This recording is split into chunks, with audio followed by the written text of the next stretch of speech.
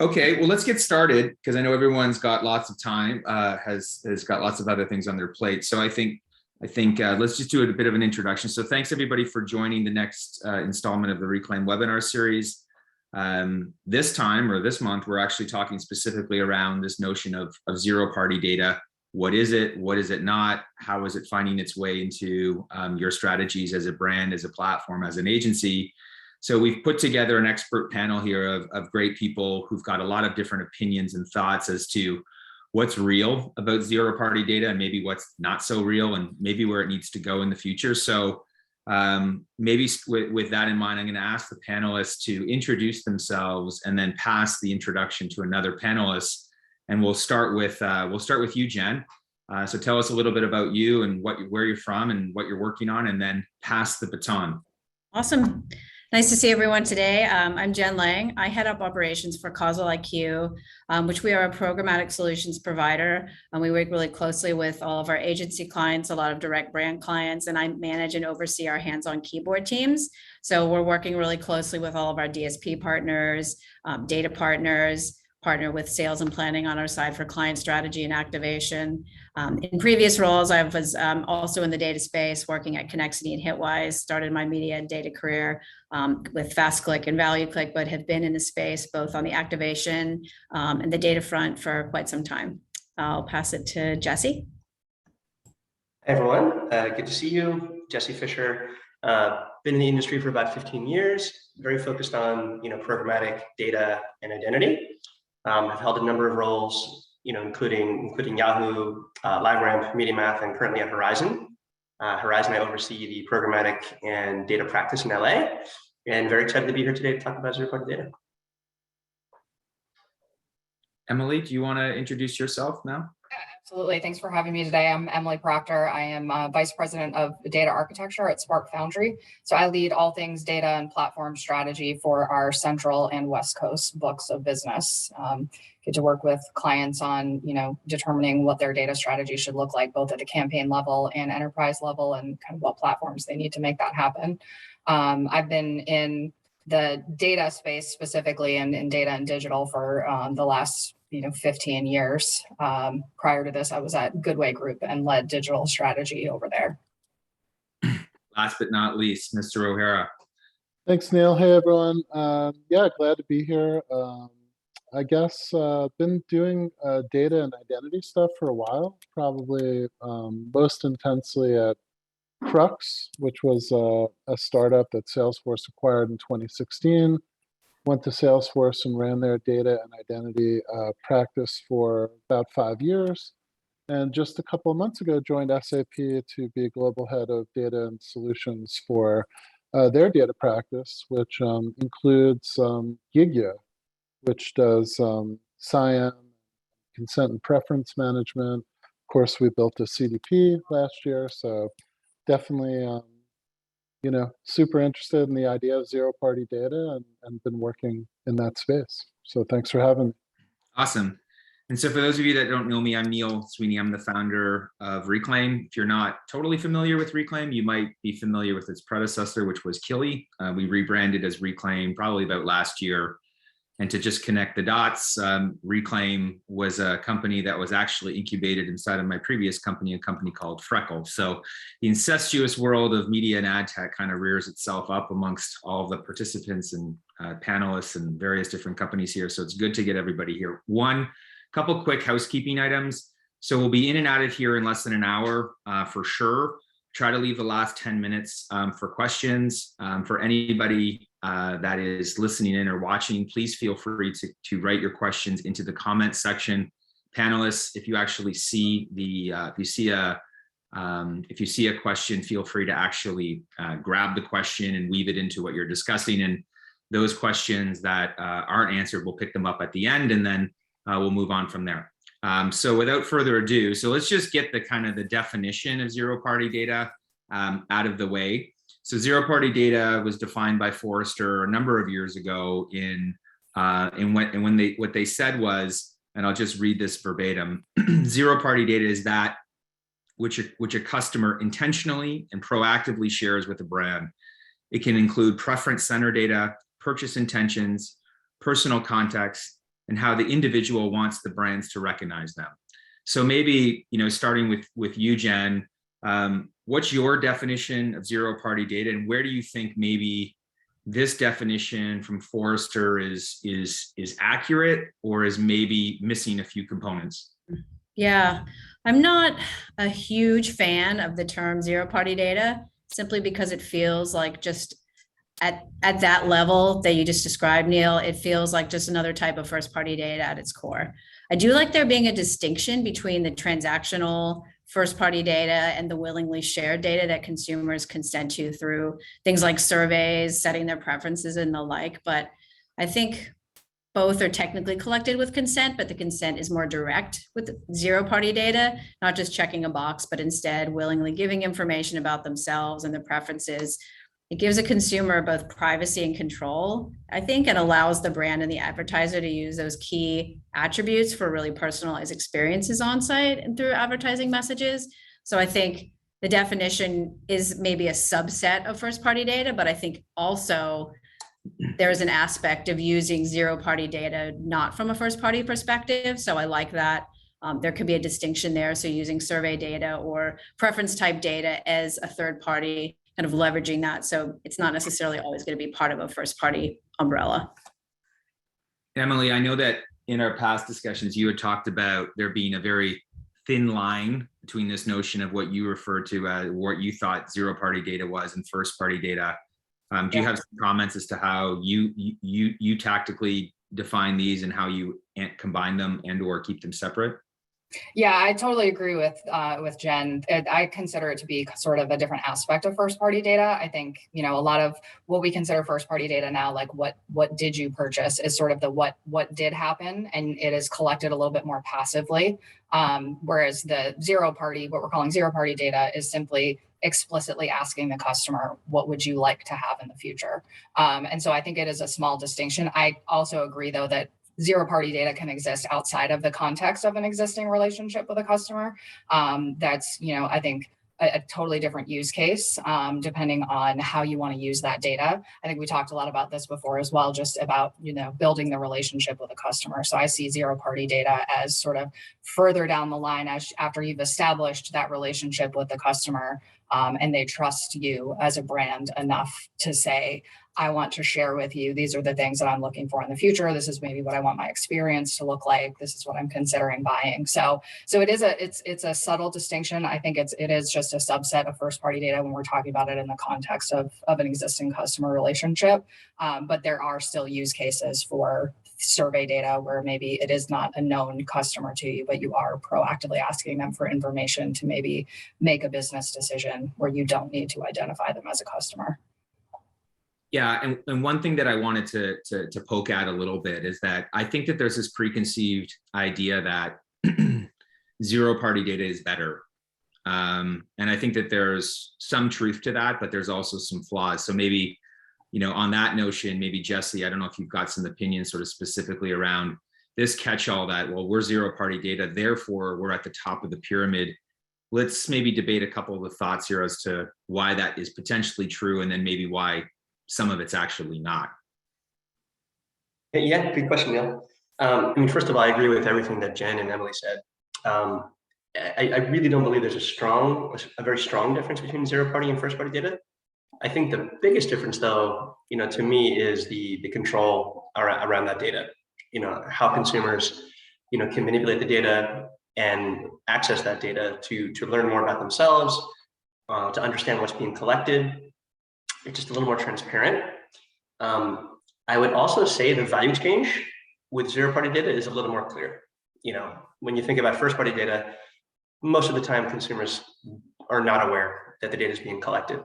It's passively being collected. They're being observed. Walking into a store. Using location data, visiting a website. Buying something. They're just doing their business. And on the other side, the advertiser or the tech platform is collecting a whole bunch of information. With zero party, it's a little more clear that the data is being collected, it's being willingly provided. The value exchange is super clear. In fact, sometimes it's quantifiable, through crypto and NFTs and points and status. So I think the differences are pretty interesting. I also agree, like as a term, it can be a little bit confusing, because at the end of the day, like second party data is still confusing. I think if you ask a lot of advertisers, like, or a lot of tech people, like what's second party data, they're still not quite sure how to define that.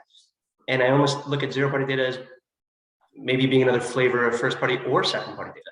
Now, from a quality standpoint, that's to be seen. So I know you wanted to get at that, Neil. Yeah, data quality has always been a thing, in the data ecosystem. Like, how do you identify the right data set per profile to make sure that the people in the audience are who they say they are, and as the advertiser, as the platform, it's pretty ambiguous, and there hasn't really been like an audience quality solution that's been introduced yet to demystify, like, which demo data set do I choose, which household income data set do I choose. Does zero party data solve for that? I don't think so, because at the end of the day, like, sometimes observed data is a little bit better than declared data, and there's always been a little bit of a stigma tied to survey data, from the history of it. And zero party data it's along the same vein in some ways. So I think the proof will be in performance, and the different use cases that can come out of that. But what I love about it is the way it helps advertisers future proof. It's data in many cases tied to personal identifiers, PII, which is where the industry is going from an activation and measurement standpoint. I want to go to you, Chris, because I think one thing I would agree with Jesse is that the exchange is a little bit more transparent, in that in its existing definition, the consumer is willingly giving up data. I'm not sure if I necessarily agree with the notion of control and transparency once that consent has been given. And I think that's one of the challenges that I have with the pre-existing definition of zero party data. It's loosely suggesting that because the consumer is providing data directly to you as the brand, therefore it's inherently more accurate, which I don't agree. And then secondly, that there is more of this transparency. I think what I struggle with, and I'd be interested in your thoughts, is I think zero party data has often been fixated on this notion of surveys, and we all know that surveys are not crystal clear or perfect. So to hang your hat on this idea that zero party data is therefore more accurate than first party data is, in my opinion, kind of ridiculous. The second part is, and this one I struggle with the most, is that, to come back to kind of, Jen's thought about how she hates the term zero party data. I mean, the joke is zero party data just first party data with a millennial rebrand on it, right? Is that kind of what we're dealing with? And so this notion of kind of control is, if I'm giving you data, i.e. via zero party data, but I still have no control, nor do I have any transparency as to what's happening with that data, nor do I have any optionality around that data, do I really have control? And is that control any better than what I'm giving, for instance, to the New York Times when I'm accepting a cookie on their site? I'd be interested in hearing your thoughts on that, kind of that notion of accuracy and control and where the gaps might be.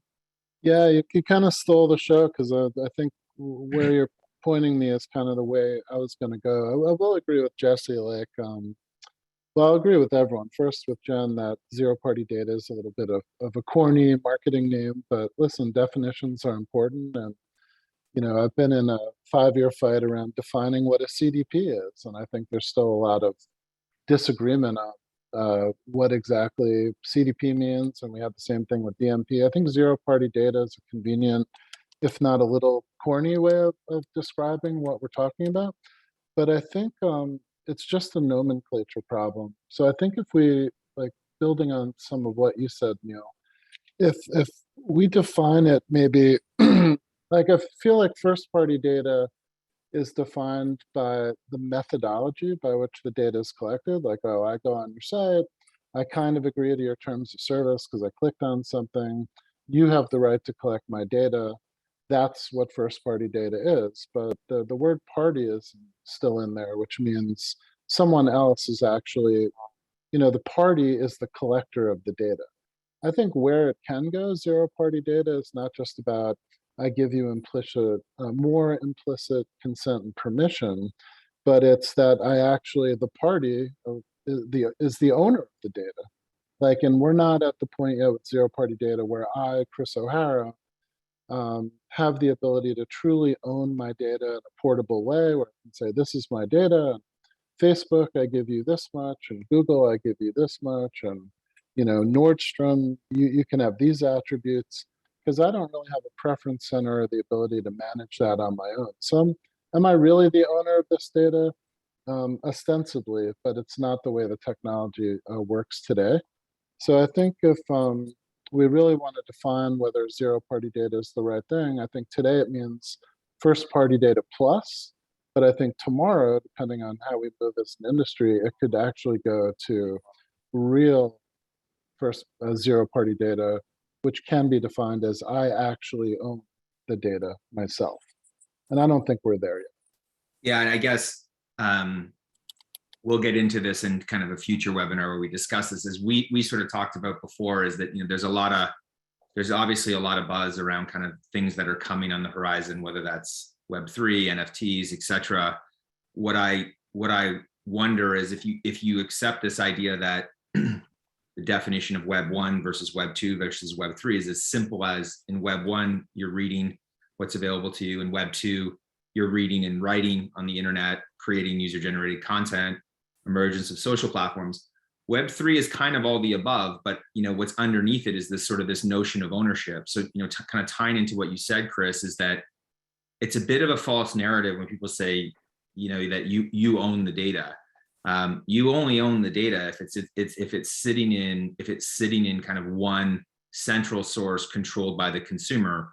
The ecosystem does not support that now, but I do wonder, and I don't know, Jesse, if you've got some comments on this, is that does zero-party data act as almost like a bridge or an onboarder to that future state that I just referenced and Chris was referencing around this notion of, hey, if consumers are going to kind of control and or own data, is zero-party kind of that version 1 to get us to where we go to inevitably get to that Web3 world, which doesn't exist without ownership? I appreciate that that's fuzzy and large, but I don't know if anybody has comments on that. I mean, I would agree. I would actually say that I think without the control and ownership of zero-party data, it sort of kills the term a little bit.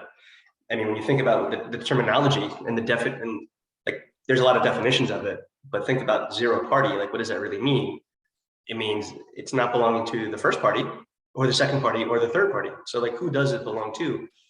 And should that be the consumer? And if it is the consumer, like, well, what does that even look like? And how much access does the consumer really care about? Like, what do they want to have? What are they even going to do with that data? Are they going to monetize it? Well, I think that's interesting. If you can put the consumer in the seat of the data monetizer, I think that's super interesting. And that does pave the way for like a lot of interesting discussions around Web 3.0. And also, quite frankly, just around the whole, alternative, currency space.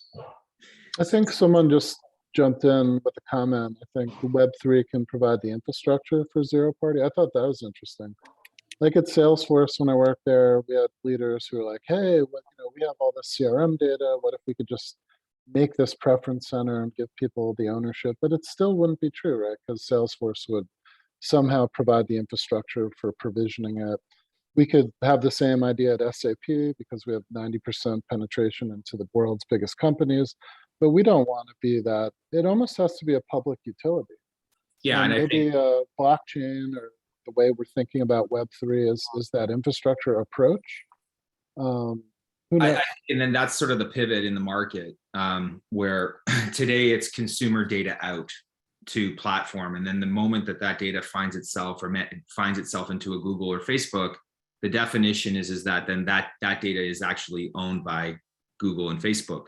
We're all consumers as panelists. We're all consumers as attendees. I don't think anybody would accept the notion that my data sitting inside of a platform like Google or Facebook is therefore Google's and Facebook's and they have this open-ended license. I think that notion of kind of zero-party data infrastructure Web3 is an inversion of that distribution of data. It's not data out to Facebook. It's Facebook into you as the consumer, querying data based on a set of rules set by the individual. And that sets kind of that utility that you mentioned, Chris. I did want to sort of stay on one point, and I don't know, Emily, Jen, or you guys, you have any sort of thoughts on this, but kind of going through that funnel of zero-party data, I want to make sure that we check the boxes on a few of these things. One, we've already said, let's debate this notion of it's more accurate than any other data. Check. What's the definition? Check. Is it better than first-party data? Check. The other thing that I think often happens is that there's this very kind of linear or primal notion that data equals money, therefore zero-party data means that you get paid for your data. I mean, I've obviously got lots of opinions on this one, but, I'd be interested in hearing, what you think that kind of incentive, how that helps or hurts the narrative around zero-party data, and maybe what you think some of those limitations are and how we can look to fix that in the future. Yeah, it's an interesting piece of the discussion. I think, when it comes to incentives, I don't necessarily think it has to be in the form of cash. I think that's a lot of what's been thrown around consumers monetizing their data. I think the value exchange is different depending on the brand, depending on your motivations as a consumer. You may want, your incentive may be a better, faster experience if your time is valuable and this can make something faster, or if you are a frequent shopper and discounts or freebies is what's important to you. I do think that, actual monetary compensation can be a part of it. But I think that ties back to the conversation that we had the other day around this interoperability of zero-party data. Because if I'm, sharing that data directly with one brand, it's kind of staying with that brand and I'm being incentivized in that brand's ecosystem. So that becomes the discussion tying into the Web3 discussion around what is the infrastructure for this zero-party data that is interoperable across brands, across platforms and things like that. So I think just like consumers need to have control over where that data goes, I think they need to have some level of control in how they want to be incentivized and how they want to monetize that data. And I also think too, I agree with your points, Emily. I also think too that monetization, if it's or not monetization, but monetary compensation to the user can potentially skew data. And you want to make sure that there are any biases in the data. I think it depends on if it's being collected certainly for usage by a third party or if it's being collected by a first party. Usually there's incentives to purchase a product or make preferences and offers might be relevant to that. I think there's probably more truth in that data, but I think it goes back to your point, Neil, about how true are the data sets versus maybe a zero party versus a first party transactional. I mean, the transactions, the behaviors on the site, they're not going to lie. Sometimes in the surveys, you might get things that are skewed. People aren't always going to answer as honestly. So I think it kind of, for me, it comes back to that skew within that data, but also how are they being compensated? And is there a skew because of the compensation that's being provided in what that data set looks like? Yeah, I worry that this notion of being paid in fiat undermines the credibility of the zero-party data right off the hop. And that notion of value or utility or exchange can manifest in a lot of different ways. But if you go to the extreme where it's just about cash, I think you attract a certain type of user and you definitely don't attract another type of user. And then you sort of create an ecosystem to allow for that, potential, inaccurate data on the top end. I think it's natural as to where it's going. I mean, my personal belief is the notion that zero-party data is only based on this concept of, let's call it surveys, and can therefore only be paid in the equivalent of like offers or cash. I think that's legacy. I think that's maybe how it started. I don't think that's how it evolves. And I just think that, this notion of zero-party data sits with this idea that, consumers should have some sort of optionality and control, and that concept of value can come in a lot of different ways. In order for this concept to evolve to where it can go in the future, I think it needs to version out of surveys only, and we're paying you for your data. And if you don't do that, I think you're going to be stuck in this very kind of limited spot. I don't know what you all think of that. I love that framing, Neil. Like I love the framing you did before. I think like the Web 1 thing around the give to get and the value exchange was, you give me your cookie, I give you a little bit of personalization or the right ad or the right content. And that was very much, we're still living there today. That's the ad supported internet, right? And I think version 2 is more, beyond marketing. And like something we're seeing today in the CDP industry, for example, is like CDPs are being bought by CMOs today, really for personalizing advertising and marketing, and have this great profile of the customer. And I'm going to give you better ads and better emails and put you on customer journeys. And now we're starting to see, oh, wait, there are these things where if I get the right experience in a call center, field service, or the right commerce experience or whatever, you're kind of going beyond marketing. So I think when it comes to the data element inside that, certainly what drives it is more like the value exchanges, better loyalty, more points, deeper discounts, better experiences that go beyond advertising and marketing. So yeah, I do think we're on kind of the precipice where the granular nature of the permission implicit in the data and your ability to give that, I think for bigger things than a currency-based value exchange or a token, is what's more interesting to customers. And I think some of your own research bore that out, that a great majority of people aren't generally that enthused about just getting money, right, for their data. Yeah, we've seen, and I want to come back to the loyalty thing, and I want to ask Emily sort of specifically about that. But I think, what we've seen, and I mean, a lot of the things that we talk about here, we learned firsthand is that, in its most basic sense, 1/3 of the market is interested in selling their data. 1/3 of the market is absolutely not. And then you have this pragmatist, which sort of sits in the middle. And I think that pragmatist defines that customer of the open internet, Chris, that you were mentioning, where there's a very well-established value exchange between the pragmatist who somewhat knowingly is giving up data to gain access to content without, and then they're going to be supplemented with ads. But the open internet is based on this notion of a pragmatist. It's now kind of finding a new version where people are saying this original value exchange is being abused.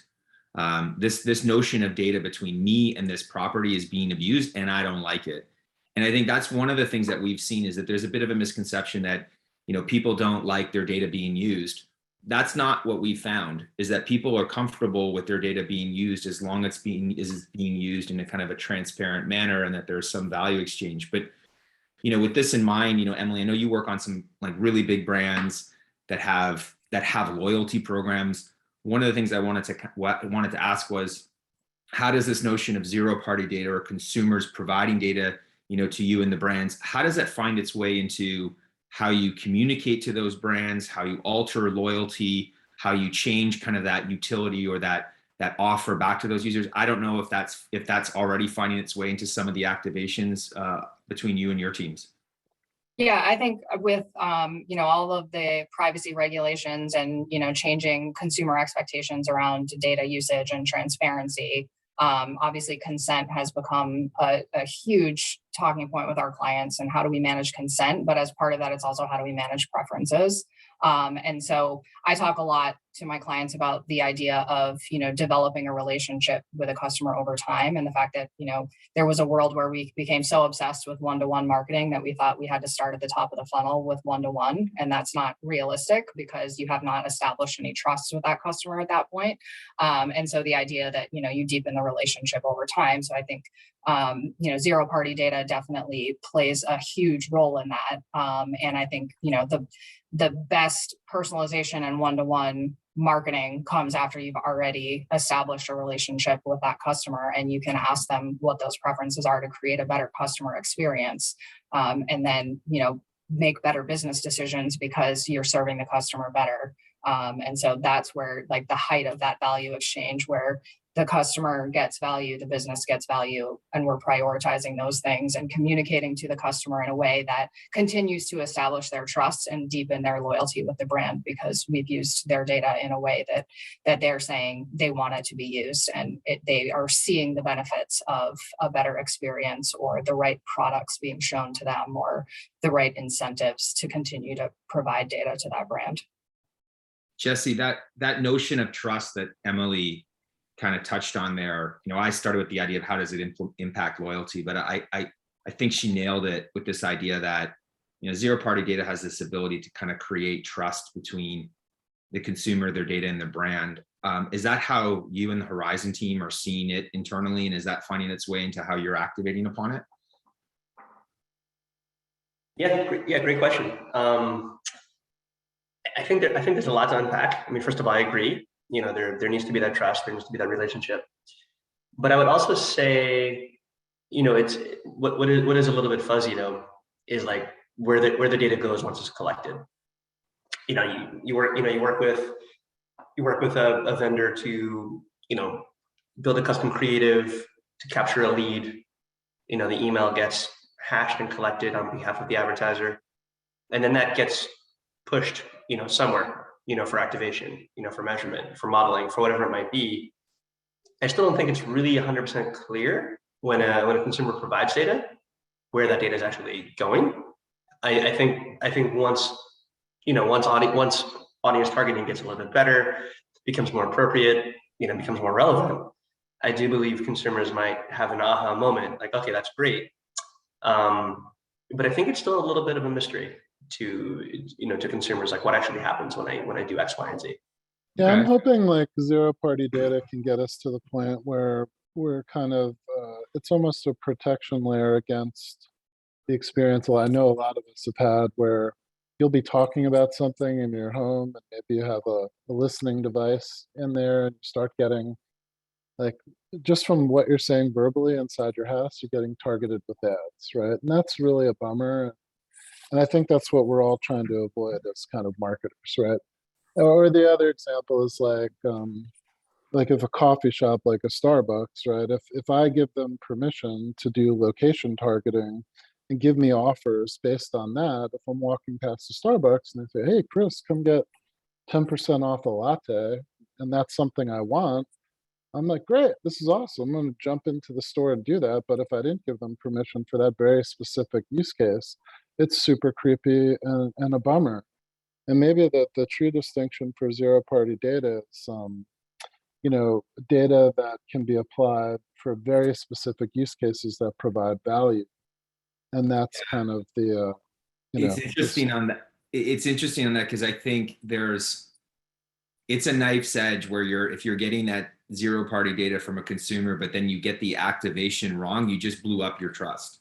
So that idea of pushing a latte discount to a consumer, well, if you're in front of the dog store, like you're dead. Like you just all the hard work that you've done there gets really tough. I think I've always viewed zero party data as kind of a natural place from a lead gen perspective. If you look at like platforms like Credit Karma and others where they're providing leads to services based on deterministic or finite data from these individual users, if a consumer is willing to share what they're in market for, what their preferences are accordingly, that's giving you a very kind of clear signal that should find its way into almost that activation or lead gen side of the equation. I think there is this, I don't think in the market today we're sort of delineating between where zero party data can have an immediate impact today and where it might be harder to actually sort of navigate into the system. I think it's like, oh, just throw zero party data into everything. I'm just like, I don't know how that's going to work. I guess the other thing is I worry, and this is based on my experience going, being very, very deep in ad tech and programmatic and data activation, where more and more data was better. And, we didn't necessarily, consider the quality of that data as long as we felt like we could deliver an ad, near the target. That was what marketers wanted, right? They're filling the top of the funnel. Now that for years I've been on the more enterprise software side where, like, for example, the SAP, we have SIAM, which is authentication and identification services where, customers are logging into a very specific portal or a site and authenticating themselves as a means of just being able to transact, whether it's a bank or a website or a retailer or what have you. Then the other level of that is enterprise consent and preference management, when for that particular customer, we are enabling a service that says, okay, you can email me or you can reach me on this channel or don't call this number. This is my mobile phone. This is my home phone. Here's the way I want to be contacted. But again, that's all related to a single instance of a single customer for a very specific use case. So I think what's a little bit, maybe not worrisome, but when we apply this notion of zero-party data and a value exchange to broad-based targeting and advertising is a much different story than what you're doing at the enterprise software level, where you're providing a very specific service to a single instance of a customer who's, personalizing experiences for their customers. So I wonder if, that's where we're running afoul of the value proposition. One thing I definitely wanted to cover is where does this form of data fit in the world of cookie-made IP deprecation? And I think what we've seen is what we've seen in the past is there's tends to be this fixation on kind of offsetting the cookie. I don't know, Jen or Emily, if you've got opinions on this, but do you see zero-party data or consumer control data as being a product that can assist with the overall cookie deprecation or identifier deprecation? Yeah, I mean, I think from my perspective in some of the testing that we've done, I mean, it's such a hot topic right now. I'm in the thick of it with a lot of our clients. Everybody wants to test cookie-less versus non-cookie-less. And I think at this point, we're really trying to educate our clients, the advertisers that we work with, that it's not just a cookie versus cookie-less world. There are so many different identifiers out there that we can be targeting and are targeting already today. And I think the zero-party data, being that it comes in generally from survey perspective, preference perspective, with some type of non-cookie piece of PII associated with it, allows us to easily match that back to those non-cookie identifiers, so we can scale in more kind of non-cookie identifiers. I don't think it's a black and white. I don't think it's that simple. I certainly think it will help us be able to scale more in that world as we get to that place where we eventually might not be able to use cookies anymore. Still TBD on that. But I think in some of the testing we've even done, Neil, with your company, we've seen really great success, both from a scale and kind of performance perspective, in just transacting in non-cookie identifiers for that data. So it has been able to be collected at scale and perform. But I think it's better to think of it as a mixture of identifiers. But I think zero-party data definitely helps solve for that and will continue to help as we all move towards that future. Yeah, I don't think it's a silver bullet by any means in terms of cookie deprecation. It's, like all of the other ID solutions on the market, it's a tool in the arsenal to help fill the gap of third-party cookies. I think where it can start to make a more immediate impact for brands that are still using third-party cookies to augment their first-party data and making inferences about what their customers might be interested in and looking for based on those third-party signals. I think this is a great way to fill that gap, to just start explicitly asking the customer what their preferences are, what their purchase intent is. But again, that, still sort of requires that you have a trusted enough relationship with the customer and that you're, transparently telling them what that value exchange looks like so that they're incentivized to do that. Building on that, Emily, that's a really good point. I tend to think there's more quality implicit in zero-party data because, as Jen mentioned, it's coming through an email, which becomes a hashed email, or it's coming through a MAID, or specifically your mobile number. There's a big difference between me opting into terms of service on a website and getting a cookie dropped on me, and me giving my personal mobile phone number to a company. Right? That's a big difference. Yeah, Jesse, do you have a comment there?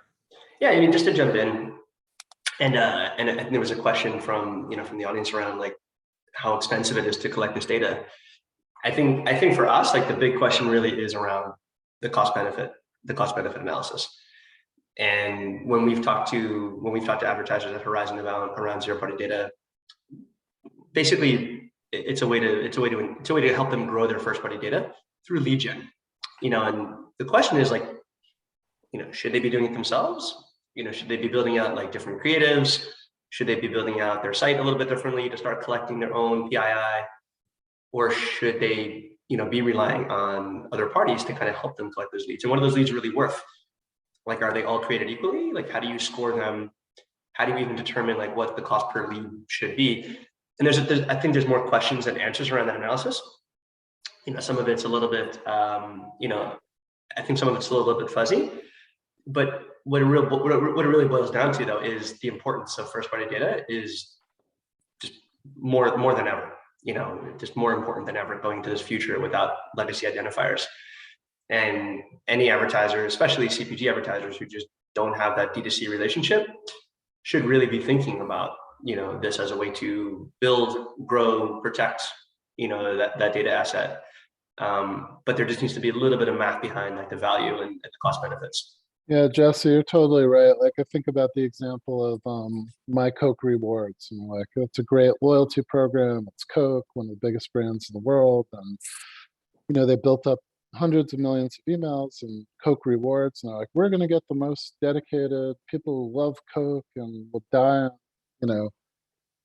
like before they'll choose Pepsi. And I think what the data bore out over a long time was these were people who just love discounts, and they would actually buy Pepsi if it was discounted the same as Coke, and they were just big time coupon cutters, right? And they weren't necessarily like people super loyal to Coke. So Yeah, as a brand, I think be careful. Just collecting a ton of first party data may not be the most favorable outcome, right? yeah, I think that also talks to that notion that Emily and Jen were mentioning around changing the narrative around it being about some sort of discount or some sort of cash, because I think if you fixate on that, that's exactly kind of what you get. I do think, just in relation to the question sort of specifically around cost, I think we have a tendency to have a bit of a myopic view on what's the cost to acquire this data. Well, in its most basic sense, if you're sending the equivalent of a survey, it's basically the equivalent of $1 an answer. That's usually what you're going to get if you talk to any of the traditional panelist companies or survey companies. But is that the best way for you to acquire data, pay for data? How accurate is that data? Is that the type of user you want? And again, I kind of come back to versioning up to where it needs to go. Our belief in general is that there's a data profile of every single consumer in the world today already floating around in the market. The issue is that not that you need to ask them specifically, do you like Coke or Pepsi, but rather there's no onboarding or mechanism for the consumer to actually see what data is in the market. And rather than asking them to answer a question and put new data into the market, why don't you show them the data that's in the market, get them to consent to it, add to it, edit it accordingly. And like the statistic that we have internally is that 70% of the Reklaim base has edited at least one variable associated to the data profile that is currently available on them in the market today, which suggests that every single person that's watching or listening to this, if you're ingesting data, like 70% of that data is somehow a little bit inaccurate, right? So to me, that notion that often gets missed is that the zero party data is about a panel directed at a consumer who's answering one by one. I think that definition sort of definitely needs to evolve for sure. And there's also the problem of duplication too. Like 100% suppression is really hard too. Like if you want to make sure you're using this data to grow your customer database, like how do you make sure you're not already reaching out to existing customers? Or so there's like managing that is a little bit tricky too. But I think there was a question from the audience around legacy ID deprecation and like, is this going to be a good thing for the future? I really do think it will be, if the data is essentially built on top of PII, and all these new identifiers out there are being built on the same PII, like ramp IDs and UIDs and other logged in user IDs. I think that's going to be a great way to future-proof, and to do testing. But I think just the key will be interoperability, like just making sure that all these pipes are, linked up to the new identifiers that are being produced. Yeah, I agree with that. I mean, also, if you think about some of the use cases, like you were saying, Jesse, like customer reconciliation has to be a part of it, ID matching, because I may choose to get all of my bulk emails on Hotmail address, but when I transact, I'll use Gmail because that's really my real personal email address. But say I want to like use that coupon and as my one identity type in Hotmail and then do the transaction in Gmail. It's not just about matching those two identity types together into UID or what have you. It's around the preference and attributes associated with each of those IDs, right? So that gets deeper into preference management. So I think it's really two steps. One is the identification matching, cross-device, PII-based, getting into a single ID. And the second is, what is my ability as a brand to manage the attributes I collect against a specific sub ID, and then what's my permission based on those attributes as I go to activate. And that's tough to solve for. Yeah.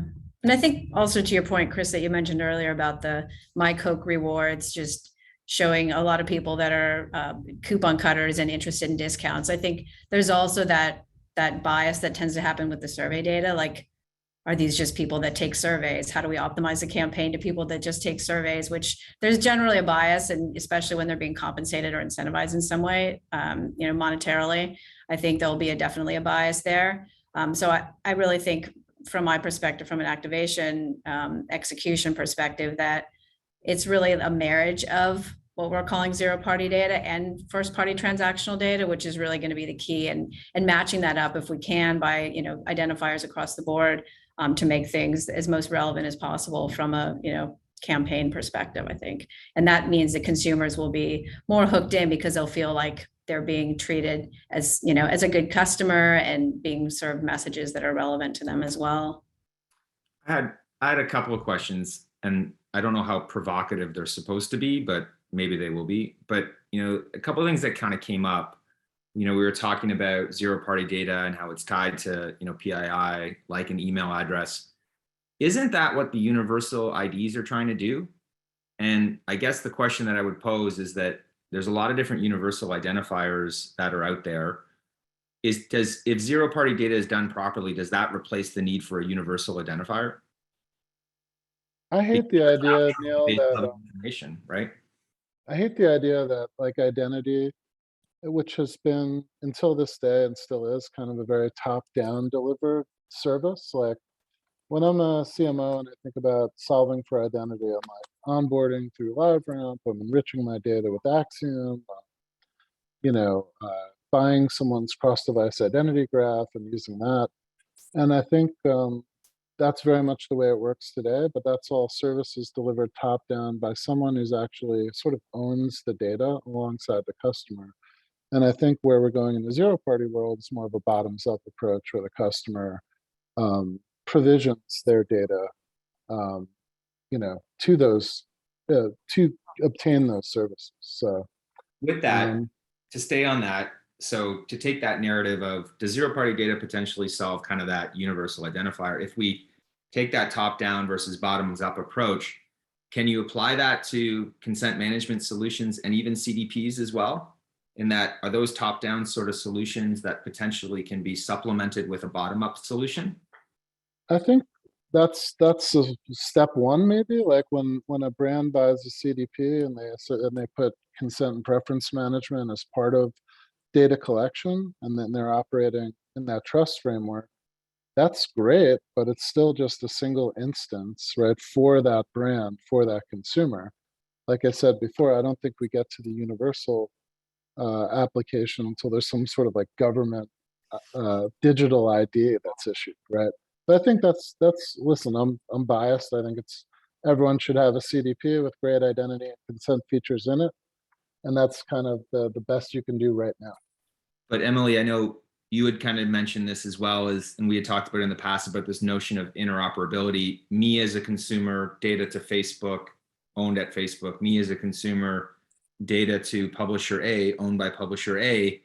There's multiple instances of kind of control of that data. There's no interoperability of consent among these individual platforms, which, that interoperability, combined with that sort of notion of a top-down versus a bottoms-up approach, I just wonder of, how do those two worlds kind of come together in the future where, if you want to have fidelity, fraud detection, transparency, consent, all these various different things, is it not inevitable? Because like the technology is built the way it is, but every time I'm consenting or you're managing your database, like you're doing it in a vacuum that, is sort of siloed. I don't know if you've got thoughts around that. Yeah, no, I mean, I think Chris hit the nail on the head. Like right now, these are all happening sort of in single instances and different platforms, different brands, totally different interactions. And so I think, maybe there could be a world in the future where there is a place, where customers go to share their preferences of, how they want to be communicated with broadly across the internet. But I think right now that doesn't exist. And so it's going to have to come in the form of, second party data relationships and clean rooms and things like that, agreements made between platforms and brands and things like that right now, just because there isn't that centralized sort of repository for here are all of my preferences as a consumer of what I want my experience to be like on the internet and how that translates into my offline experience interacting with brands. Yeah, interesting. So we're getting short on time here. So I just encourage those that are listening in here or watching to put forward any questions that you might have. We'll burn them down here before we bounce out of here. Just maybe one other sort of thought that I had that I wanted to pose to the group here was that, we've seen in the market, there tends to be this narrative around kind of, meaningful media or transparency or viewability. And I apologize for kind of riffing on that top down versus sort of bottoms up kind of approach, but it seems like these two things are correlated. I guess, as it seems as though the narrative is increasingly pushing towards this idea of ethical or meaningful or having some sort of motivational tie to a brand. I just wonder, do you believe that kind of where zero party data is that aligns with this notion of kind of getting towards that more transparency and that that more equitable exchange from the user? I think the way I often see it is when I often see sort of these statements about kind of meaningful media, etc. I'm always like, the media is irrelevant. Nobody buys media. You buy data. It just manifests in the form of media. You're missing kind of, shouldn't you have more meaningful data? And if you have more meaningful data, doesn't that find its way up funnel to in turn have meaningful media? And how can you have meaningful media if you're not applying that to the data side of the equation? Again, maybe, I don't know, maybe that's a bit loose, but I don't know if any of you have some thoughts on how the industry tends to talk about that or where you think it might be going. I thought Jen's earlier comment was brilliant, and it kind of went along the lines of, the collection of the data is obviously, there's quality implicit in the types of data you collect, but maybe what we have to do as an industry is first collect and then sort of verify. And when I say verify, it's great, I have the made or the hem or the first party cookie or the email address or whatever.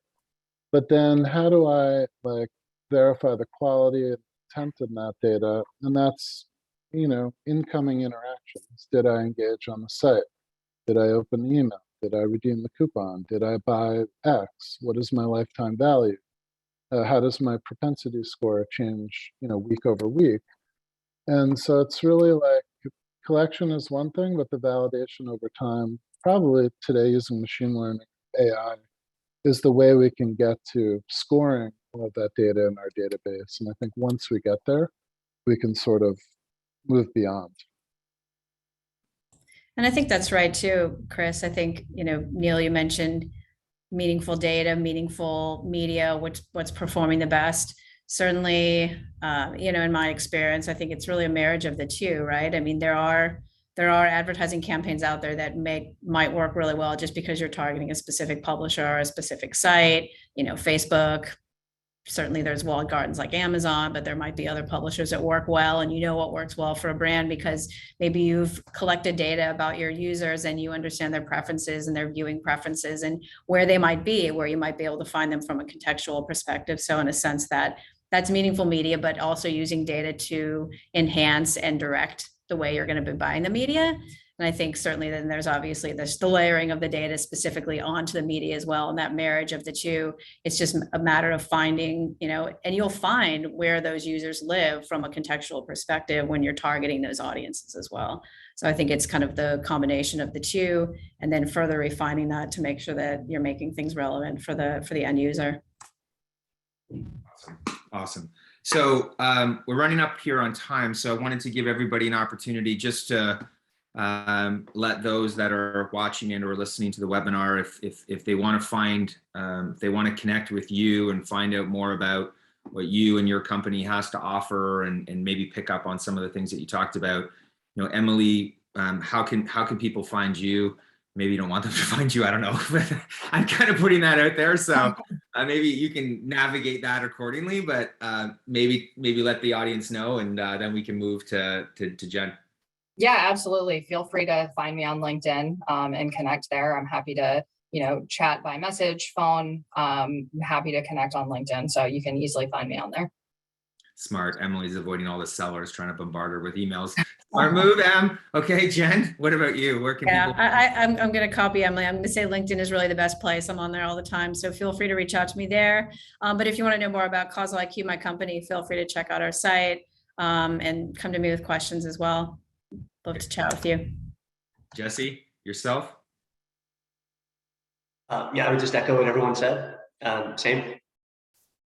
And Chris, you're not shy. You're let anybody blow you up on any. Absolutely. In the LinkedIn, we can nerd out about CDPs and identity solutions all day long. And thanks for having me, Neil. This is fun. Awesome. So if you want to reach out to me, it's neil@reclaimyours.com. This webinar will be posted on our site. It'll be sent to all the panelists as well. Thanks for everybody for joining. I think the next installment, we're going to actually do a deeper dive specifically into Web3 and NFTs. So look for some more information on that. But I really appreciate everybody kind of taking an hour of their day and doing the last thing that they need, which is another video call. So thanks everybody for providing a little bit of our time. Hopefully this was helpful. Thanks. Thank you. Thank you.